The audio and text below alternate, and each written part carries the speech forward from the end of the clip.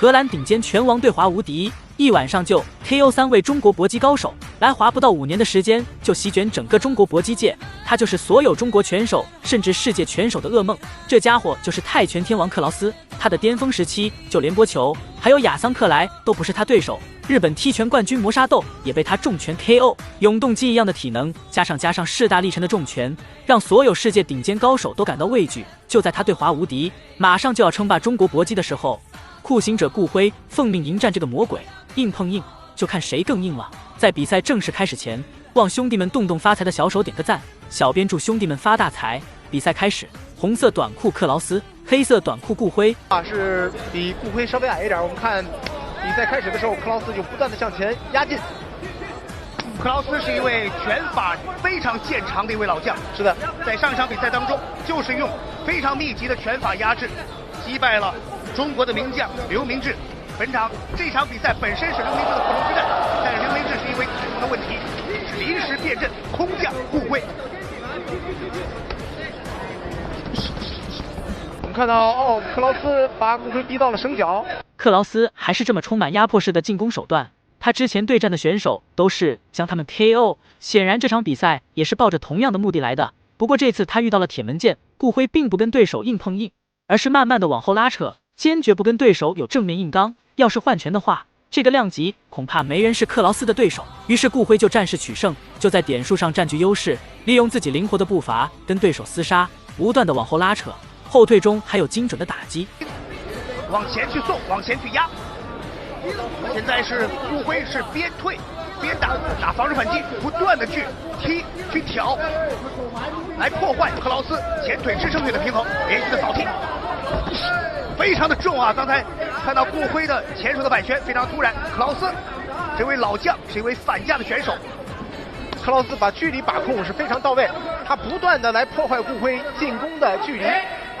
顾辉将自己的防守做得很到位，一直没有让对手轻易近身，而克劳斯也在寻找时机，先不断消耗顾辉的状态。克劳斯到现在这个地位，不仅是技术还是比赛经验都比顾辉丰富太多，所以赛前很多人不看好顾辉，但顾辉可是酷刑者，就是要将不可能变成可能。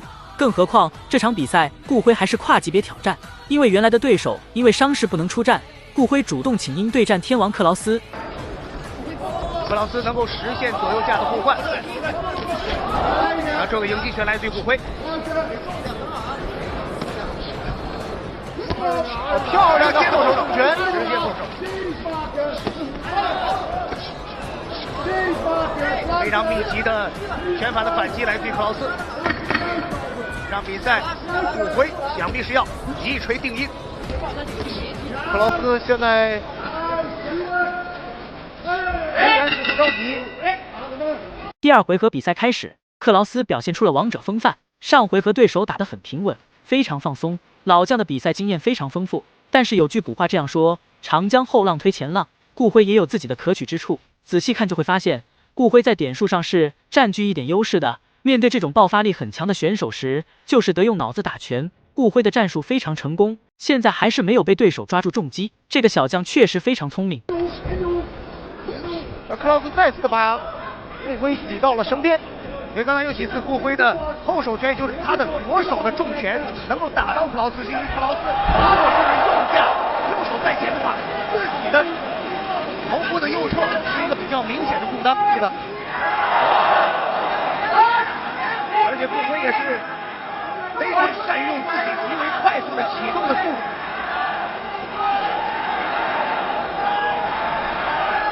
顾辉眼神很凶狠，紧紧盯着对手的一举一动，他就是在对手进攻的空档中打出自己的有效伤害，虽然并不能给对手造成致命性的影响，但能一点点消耗对手很多状态。顾辉是一个非常敢于挑战自我的选手，他知道对战实力很高的选手总能激发自己的潜质。曾经挑战过泰拳王波球，虽然最终失败了，但从中吸取到的经验可是非常宝贵。从两人的身形上来看，两人确实相差比较大，根本不是一个量级的。不过顾辉还是占据着一点身高上的优势。克劳斯继续的再次的把顾辉顶到了绳边。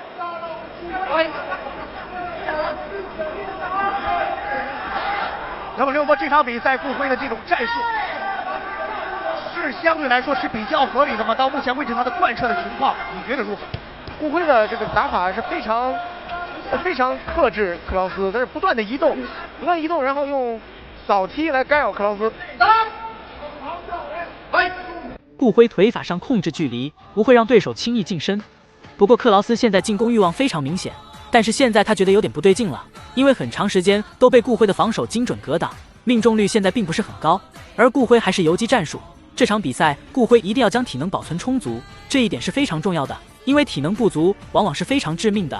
顾辉现在攻势也比较凶，毕竟已经是第2回合后半程了，要开始发挥全力了。非常迅速的撤出，是的。还有15秒啊！好，10秒钟的时间，不停的移动，连续的袭击来自克劳斯。第3回合比赛开始了，在对手近身的时候，顾辉连续的顶膝重创对手。现在比赛已经进入到了白热化的阶段，克劳斯也是抓住时机重拳击负，这是两人最后的机会了。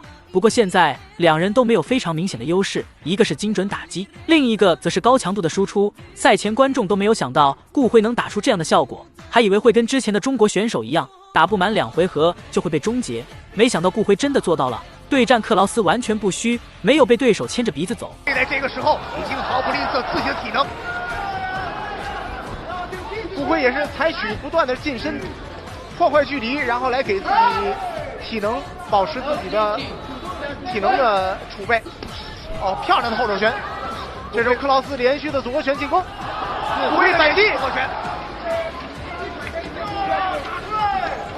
克劳斯继续给往前追击，但是顾辉刚才又持续的去干扰克劳斯的支撑腿。克劳斯的这个力量是非常的大，你看到每次顾辉一记后手拳精准命中，可是对手的抗击打太强了，并没有被这些重击所影响。现在就看两人谁能抓住时机了。不过看两人焦灼的场景，应该是没有一方能将对手终结，因为目前来看，双方之间的防守都很严谨，并且抗击打确实很强，体能上也没有出现漏洞，想终结彼此都很难。克劳斯体能就像个永动机一样，即便3回合都是主动进攻，现在还是保持着高强度的输出。又是一个直接的后手，顾辉的直接后手拳非常的重，也非常的突然，直接的高扫踢。这场战斗已经达到了白热化的状态。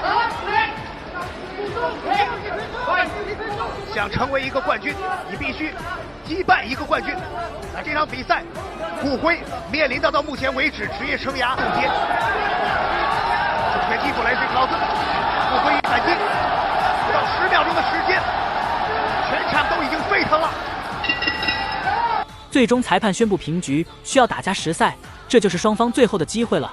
顾辉要是保持着之前的战术打法，将灵活的移动发挥到极致，赢下这场比赛的希望非常大。毕竟他之前的有效打击很明显，要是顾辉赢下这场比赛的话，还真是创造了奇迹，也会让更多的观众记住顾辉这个名字。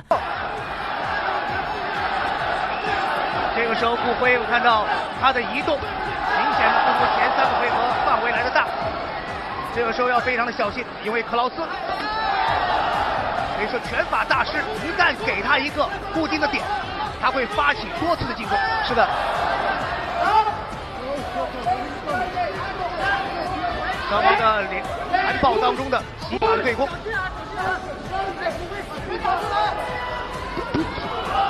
重拳打到来自于克劳斯。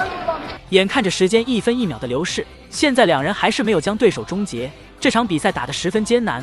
即便最后顾辉还是不敌克劳斯输掉了比赛，但从中获得的经验也非常丰富，对顾辉来讲也是一个阶段性的胜利。而克劳斯恐怕也在心想，眼前这个小将还真是有2把刷子，这么打都没有被重击一下。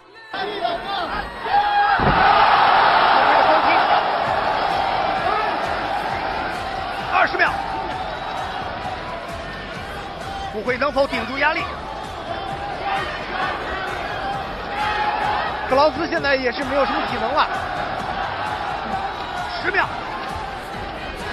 现在克劳斯已经是打出了自己擅长惯用的轻重结合的组合拳。克劳斯继续的做拳法的连击，